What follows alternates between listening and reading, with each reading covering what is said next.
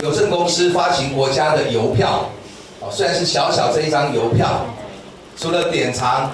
集邮，也可以呢把它寄送到全世界，漂洋过海，给你所心爱或关怀的人，这些亲友朋友来分享台湾防疫的故事。在半年前，就是差不多今天，武汉封城，引起全世界的一个震撼。台湾是在紧邻中国最近的一个国家，但是却能够免于疫情的扩散，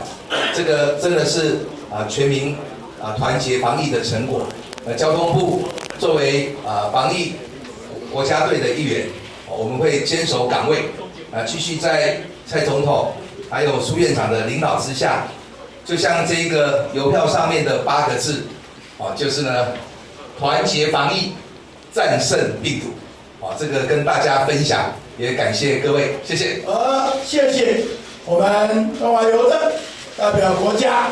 用这2张小小的邮票，却是大大的讲出防疫过程多少人的辛苦跟成就。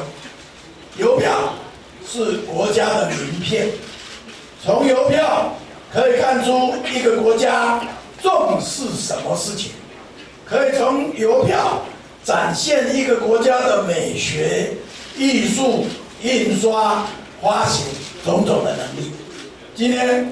当全世界受疫情所困，台湾是乱世中的福地。我们借由邮票，要让全世界的人看到，这个武汉肺炎是这么的影响了全世界，是看到台湾有这么伟大的防疫团队，有这么定出规矩，大家戴上口罩，大家制造口罩，辛苦的邮政同仁运送口罩，大家勤洗手，大家照着防疫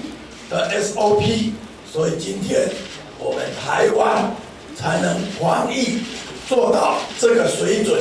让彭博社全世界评比75个国家经济体，台湾名列第1。